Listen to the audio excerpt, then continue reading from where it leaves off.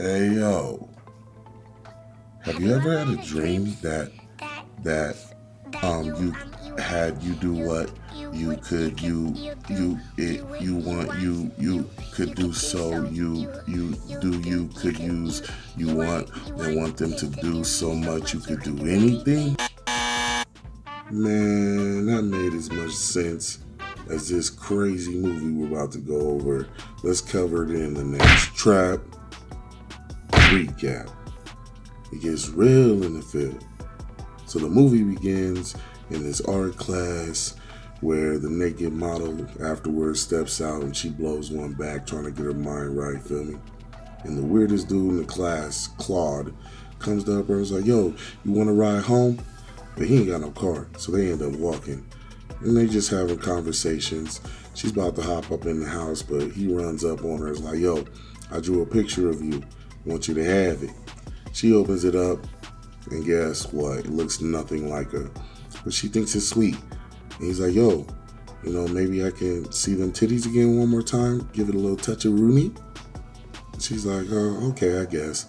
Pulls out. But then her roommate comes, and Claude ends up skibbity-doo-dah out of there. She goes inside, and her roommate Tish is giving her a hard time. She got a few more. And then the little piggy runs his ass all the way home. When he gets there, Claude gets called over by his two uncles into the sitting room, Buck and Jep.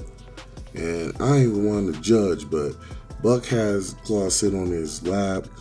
He's playing with his little fuzzies, smelling him, telling him how much he needs to take care of his uncles for taking care of him. And, they're going to party tonight. And Claude doesn't really feel comfortable with it, so he slides out when their father comes in, the general, talking about how he needs some good. Then we cut to the ladies. They're on a road trip. They're having a great time. They pull in for an obligatory fill-up. The clerks are kind of some dickheads, they over here harassing them. She says she has some bags that she needs taken out to the car. There's only two. So he's like, yo, you can take care of the two in my bag if I take care of yours. So they slide back in the lowrider. He pulls up on the window trying to get his reward. She's like, okay, huh? Go ahead, pull it out. He whips it out. She says it's so small it can fit into the ball bag and then slides out on him. He ain't happy about that. So they driving off, to the cabin, but they stop for a little bit of girl time, dancing around, getting blazed. And you don't know if they're friends or if they're all girlfriends, but they make out because that's what ladies do. There goes the Wicked Lake.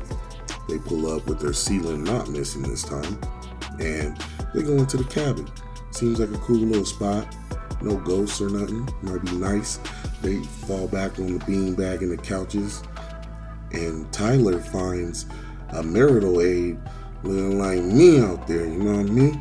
And then they go outside, jump in the Wicked Lake to have a little good time. They're chilling out, and then they just all slide in Girls Gone Wild style. That night, they still taking a low-key party, knock at the door, and when she opens it, it's Uncle Buck, Jep, and Claude. And then she recognizes Claude, Red does, and she's like, you know what, why don't y'all come in, this will be perfect. And they all just socializing, doing the social network thing.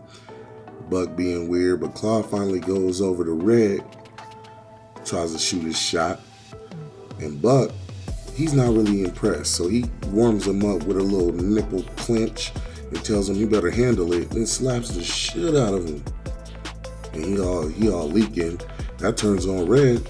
She starts, kissing him and sucking the blood off his lips. And then the general shows up and he's like, yo, it's time to party hardy. Who's going first? And Jack grabs up one of them. That's inappropriate. And that's when Buck pulls out the knife, like, yo, y'all gonna do what we say? Or you gonna find out that we don't play?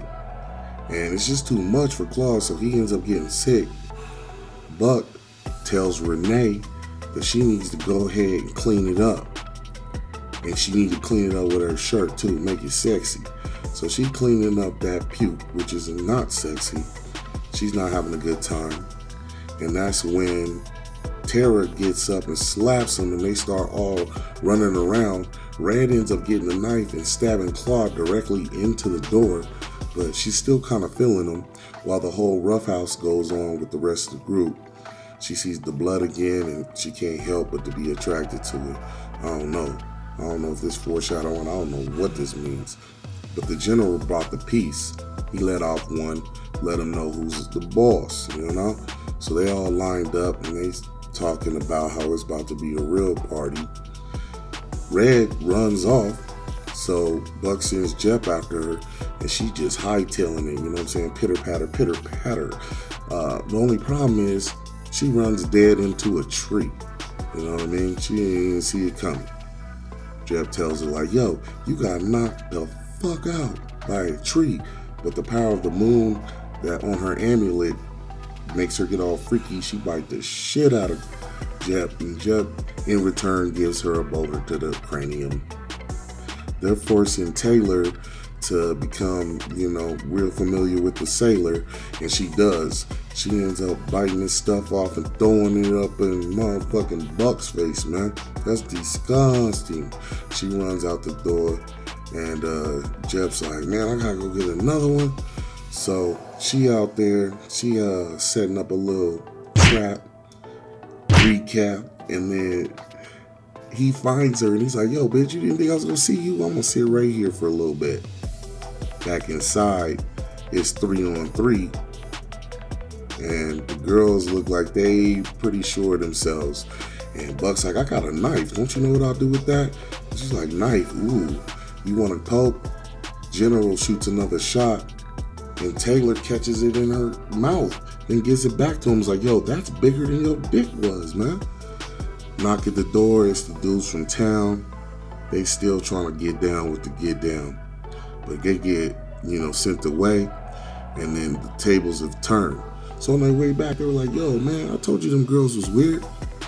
And one of them comes out butt naked to meet him. And then she bites the shit out of his neck, jugular style. And then the other guy she walks over to is like, yeah, they sent me to kill y'all. And I should, huh? And then he starts peeing his pants or his shorts. I don't know, that look like some 90s shit. She's like, you know what, go and tell everybody what you saw. Then we finally meet the D-Techs, and the old school John is partners with his son, which is crazy because they don't even do that. But, however, they're trying to track down the females. Old school over here blowing a hot one back, which is strange because I didn't think cops was allowed to do that. We cut back to Jep. He in a shed with Red, who looks like she's red dead, no redemption, you feel me? And then the other three ladies come back and they start teasing him, giving him a little strip show, and somehow Red wakes up. And then Tara, she bites a chunk out of Jep's skull, yo. Like, what the hell? And the craziest part is Taylor ends up getting a straw and she's sucking the juices out of this man's brain. Like, I'm telling you, I don't know if they witches, vampires, werewolves, shit, Walking Dead for real. And Red's going through it over there. And while they getting their little sip on from their smoothie, Red's trying to get loose, and she can't. So since the smoothie's a little thick, they start ripping out pieces of it and eating it in front of his face. Somehow he's still alive. It's like he got lobotomized. Yo, these girls is freaky, man. I'm telling you, gotta watch who you meet on Tinder. So finally, Red passes out. Look like she's done for the day.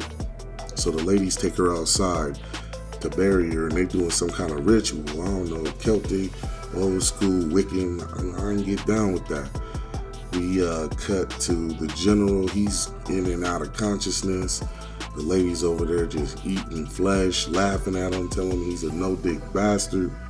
The D-Techs is still trying to drive, and they almost hit the dude that pissed his pants earlier. So they keep going.